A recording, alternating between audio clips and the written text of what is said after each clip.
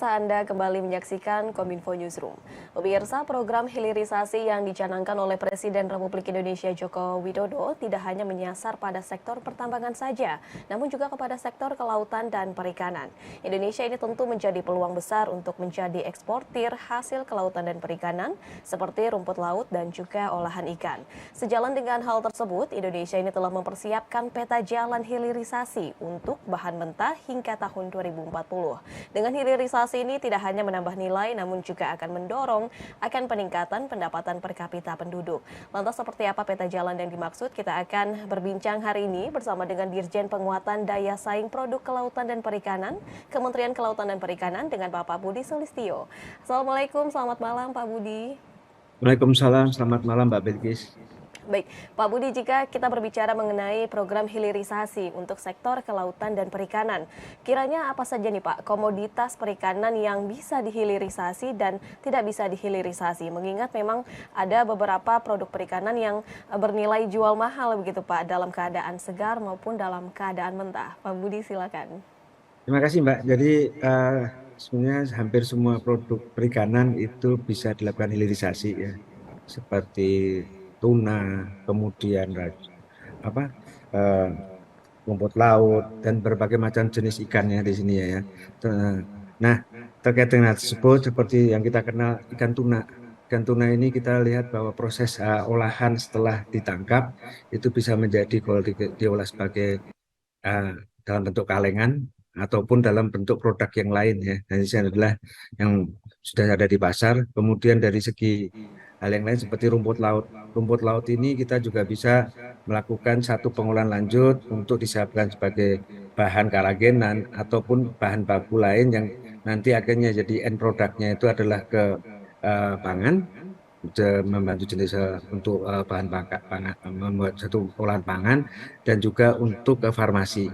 Nah, terkait dengan apa yang jadi pertanyaan Mbak Wilkis tadi, apa yang tidak bisa dihilirisasi. Nah, ini sebenarnya itu adalah bagian dari pertimbangan karena dalam kondisi fresh, kondisi yang hidup kemudian dalam perdagangnya dalam bentuk hidup itu akan nilainya lebih tinggi ya. Nah, seperti hanya lobster, kemudian mungkin ikan Napoleon. Nah, ini adalah jenis-jenis yang selama ini memang diprioritaskan, diperdagangkan dalam bentuk yang fresh ataupun hidup. Begitu, Mbak. Baik, berarti sejatinya memang produk ikan ini dapat dilakukan hilirisasi untuk kemudian dilakukan olahan pangan dan tentunya untuk bisa dijadikan ekspor dengan dalam keadaan segar maupun mentah begitu ya Pak Budi. Lantas apa saja upaya yang dilakukan atau yang telah dilakukan oleh Kementerian Kelautan dan Perikanan dalam meningkatkan investor di sektor perikanan sehingga proses hilirisasi ini dapat berkembang lebih cepat begitu Pak Budi? Ya, jadi proses hilirisasi pastinya dilakukan dari hulu hilir ya Pak ya. Harus kita lakukan yaitu bagaimana kita menyiapkan kualitas bahan baku. Jadi tata cara bagaimana menangkap ikan yang baik, kemudian melakukan satu proses budidaya dengan standar-standar ini menjadikan satu bahwa bahan baku yang dihasilkan baik dari tangkap maupun dari budidaya itu memenuhi syarat untuk diproses pada proses olahan berikutnya. Yang pertama, nah ini yang kami lakukan. Kemudian yang kedua itu adalah bagaimana kita melakukan satu edukasi, sosialisasi maupun bimbingan teknis kepada para pelaku usaha jenis olahan. Sehingga olahan ini memenuhi standar satu adanya penjaminan mutu, kemudian menjamin juga kesehatan dan keamanan pangan itu sendiri. Nah, ini kami lakukan kepada semua pelaku usaha baik dari mikro, kecil, menengah maupun besar. Nah, kami mengeluarkan sertifikasi kelayakan pengolahan yang kami lakukan dan di sisi lain kami juga melakukan pembinaan, melakukan secara rutin kegiatan-kegiatan inspeksi apakah para pelaku usaha ini melakukan hal tersebut dengan baik dan benar. Coba yang kami lakukan sehingga proses hilirisasi ini tidak hanya kita mengolah, namun juga bagaimana kita tetap olahan itu bisa berlangsung dan dapat dijamin mutu dan kesehatannya, Mbak. gitu Mbak. Baik, dari hulu menyiapkan untuk kualitas bahan baku agar menjelaskan gitu ya Pak terkait tata cara Ya. menangkap ikan yang baik, kemudian dilakukan Hmm. juga edukasi, sosialisasi untuk menjamin mutu kepada para pelaku usaha. Ya. Namun yang Ya. ingin saya tanyakan kembali Pak Budi, apa saja kiranya indikator para pelaku usaha ini bisa mendapatkan sertifikat kelayakan pengolahan itu Pak?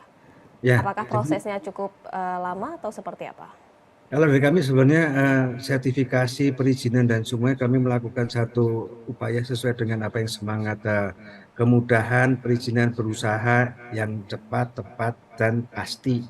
Itu sesuai yang apa yang dilakukan dengan sekarang integrasi sistem perizinan secara nasional melalui OSS, online single submission yang dikoordinir oleh Badan BKPM, Badan Koordinasi Penanaman Modal ya. Kementerian Investasi. Nah, ini kami lakukan. Jadi bisnis proses untuk perizinan kami sudah melakukan review sejak tahun 2018 bagaimana kita mendukung, mempercepat dan memberikan kemudahan bagi para pelaku usaha untuk mendapatkan sistem perizinan ini. Jadi ini sudah kami lakukan secara online. Nah, dalam kondisi itu adalah untuk perizinan sertifikasi kelayakan pengolahan itu tidak berbayar, Mbak. Jadi kami mendorong percepatan ini juga kami tidak melakukan tidak ada uh, biaya untuk penerbitan sertifikasi ini.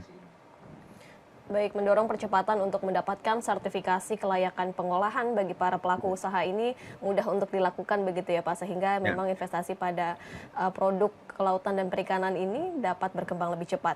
Lantas kiranya apa Pak Budi tantangan yang dirasakan selain mungkin terhadap SDM dalam investasi produk kelautan dan perikanan ini, apa saja tantangan yang Nah, kiranya sebenarnya tantangannya ini dirasakan? ada yang kalau kita bicara hilirisasi, tantangan itu kan dari hulu hilir ya.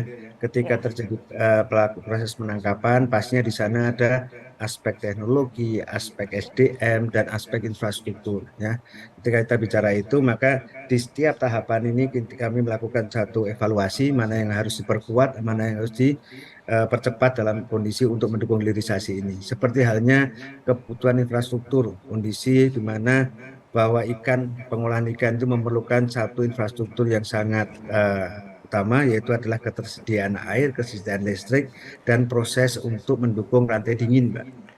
Jadi suhu telah ditangkap, kemudian penyimpanan hingga nanti dalam proses, kemudian dalam pengiriman seperti ini adalah bagian dari tugas kami untuk membawa ke sana. Jadi ini adalah sistem logistik dalam mendukung rantai dingin yang sebenarnya ini adalah satu kesatuan yang harus kita pikirkan dan kita perkuat dari kondisi-kondisi karena rentang wilayah Indonesia yang sangat luas dan kondisi ini adalah menjadi satu tantangan tersendiri ya untuk membangun satu jaringan rantai dingin ya dan selalu terkontrol dengan kualitasnya sehingga ini menjadi satu kebutuhan kita dan harus kita bangun bersama. Pastinya KKP tidak bisa sendiri karena kita harus juga membuka kerjasama antar kementerian dan lembaga. Hal yang lain itu adalah untuk kaitannya dengan uh, bagaimana penyediaan bahan baku, khususnya bahan baku yang belum bisa diproduksi di sini sebagai bahan penolong atau bahan baku dalam proses pengolahan. Nah, dari beberapa ini kami melakukan satu identifikasi, klasifikasi, mana yang sudah harus mulai bisa diproduksi dalam negeri, sehingga kami melakukan substitusi bahan baku tersebut, sehingga ketergantungan bahan untuk mendukung pengolahan ini dari waktu ke waktu bisa kita kurangi dari ketergantungan import. Nah, ini yang menjadi pemikiran kami, Mbak. Baik, tantangan yang dirasakan ialah salah satunya dengan menjaga sistem logistik dalam rantai dingin tersebut dan juga penyediaan bahan baku yang telah diidentifikasi, kemudian klasifikasi untuk dapat mengurangi adanya proses impor begitu. Ya. Lantas bagaimana Berikutnya adalah kiranya? Mhm. SDM, Mbak, mungkin yang perlu saya sampaikan, Oh, Mbak. baik, baik, baik. Ya, SDM ini kan juga menjadi satu aktor utama Tantangan, ya. keberhasilan hilirisasi. Ini adalah bagaimana satu, ketika kita menerapkan sebuah standar, maka siapa yang akan bisa melakukannya. Nah, kami melakukan secara integratif antar unit eselon 1 di Kementerian Kelautan dan Perikanan untuk mendukung bagaimana meningkatkan kapasitas dari SDM para pelaku usaha dan juga SDM dari petugas kami. Sehingga ini adalah sesuatu yang kami lakukan. Nah, ini adalah nanti para pelaku usaha ini atau para pengolah itu juga akan mendapatkan satu bimbingan teknis, kemudian berbagai sertifikasi dan semuanya.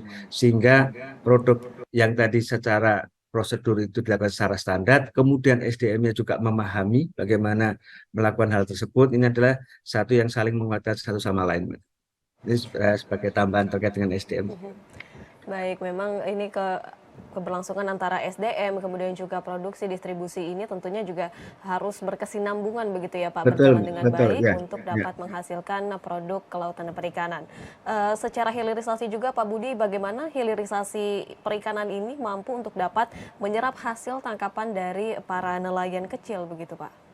Ya, pastinya hilirisasi ini adalah satu gerakan yang sangat positif bagi kami dan kami mendukung ini sangat dari 100% di situnya ya dengan sekuat tenaga karena adalah salah satu bagian dari solusi Pak, ya, bahwa hasil tangkap ini kan berbagai macam pelaku usaha yang bertangkap ada yang kecil, ada yang menengah, ada yang besar. Nah, ketika itu adalah produk itu ditangkap kemudian didaratkan ya maka ini adalah satu tantangan bisa sebagiannya telah disimpan di gudang beku ya dan selanjutnya yang lain adalah bisa diolah. Jadi ini adalah bagian gerakan dari bagaimana kita mengedukasi para istri nelayan untuk dapat melakukan olahan hasil tangkap ya. Yang secara tradisional kita kenal itu adalah seperti pengolahan penghasilan ikan ya kan. Ada juga olahan-olahan lain yang sebenarnya ini adalah menjadi bagian memanfaatkan secara atau mengoptimasi hasil tangkapan dari para nelayan-nelayan kecil ini. Sehingga ini adalah satu tadi adalah memanfaatkan hasil tangkapan, dua adalah merupakan bagian dari suatu kegiatan ekonomi di keluarga nelayan melalui istri-istri nelayan ini, sehingga hilirisasi tadi satu menjawab uh, mengoptimasi hasil tangkap, kemudian memberikan satu ekosistem ekonomi, dan karena kegiatannya sifatnya ada di tingkat keluarga masing-masing nelayan ini, juga kami berharap ini adalah bagian salah satu solusi untuk pengurangan kemiskinan ekstrim. Baik, kiranya olahan apa yang paling direkomendasikan mungkin oleh KKP dan juga yang memiliki harga jual tinggi begitu Pak Budi? Nah, itu adalah salah satu satu yang sangat beragam ya, Mbak ya. Dari olahan ikan ini kan juga kami juga sangat memahami bagaimana suatu kearifan lokal yang sudah berkembang di suatu wilayah kampung nelayan dan semuanya. Nah, dengan kondisi ini kami berusaha bahwa dari kearifan lokal tadi kami menyentuh bagaimana terkait dengan keamanan pangan, terkait dengan penjaminan mutu untuk standar hasil olahannya. Ini kami harapkan dengan kondisi itu maka dengan mereka memiliki sertifikasi kelayakan pengolahan dan sertifikasi lain bisa memasukkan hasil olahan ini untuk diperdagangkan lebih luas melalui pasar maupun pasar jaringan pasar retail dan semuanya. Ini adalah hal-hal yang lain. Kalau rekomendasi, semua kami rekomendasikan karena itu mereka satu spesifik yang menjadi kearifan lokal mereka dan sekarang itu sudah menjadi satu komoditas olahan yang sudah mulai diterima di pasar, jadi semakin luas dan dengan kondisi ini kami juga berupaya semakin banyak produksi hasil olahan perikanan diterima masyarakat, dikonsumsi masyarakat, maka menjadi satu langkah untuk menjawab pengurangan angka stunting karena kita mengetahui bahwa produk perikanan dan olahan ikan ini mengandung protein dan omega 3 yang diharapkan menjadi satu kontribusi terkait dengan pengurangan angka stunting di Indonesia. Baik, memang untuk mengingat stunting ini penting untuk protein hewani begitu ya Pak diberikan Ya, kepada salah anak-anak satunya betul. balita Ya, begitu mengingat ya, juga olahan ini semoga dapat memperluas pasar untuk pengolahan yang direkomendasikan tadi. Terakhir ya. Pak Budi, Kementerian Kelautan dan Perikanan apakah juga turut membuka sistem kemitraan dengan nelayan secara langsung begitu Pak?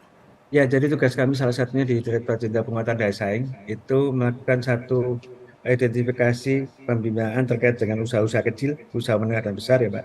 Nah, di sini adalah kami juga memfasilitasi terjadinya satu kemitraan antara yang besar dengan kecil atau besar dengan menengah, menengah dan kecil dan semuanya.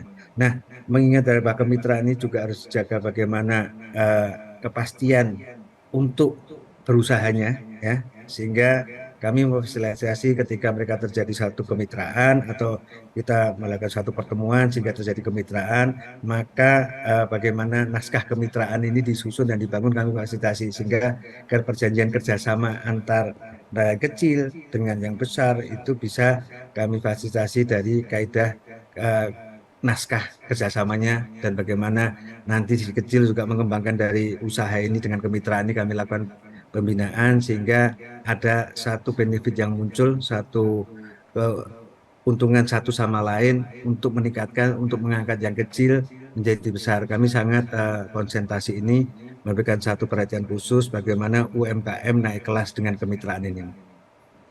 Baik, bagaimana nantinya nelayan, baik nelayan besar maupun nelayan kecil ini saling bekerja sama untuk dapat Iya, meningkatkan betul. narasi olahan produk kelautan dan perikanan, dan juga memang jika pengolahan ini makanan kelautan dan perikanan ini sudah sampai begitu Pak di tangan masyarakat, silakan Pak Budi ajakan kepada masyarakat untuk makan ikan gitu Pak, makan olahan ikan seperti apa Pak Budi, silakan.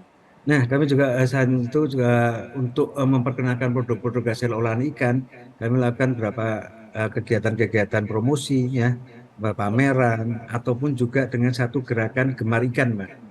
Jadi Gemar Ikan ini adalah satu gerakan bagaimana mengedukasi masyarakat, memberikan satu pemahaman nilai-nilai tambah protein maupun nilai-nilai tambah dari gizi nutrisi yang dihasilkan oleh ikan yang terkandung di ikan kepada masyarakat.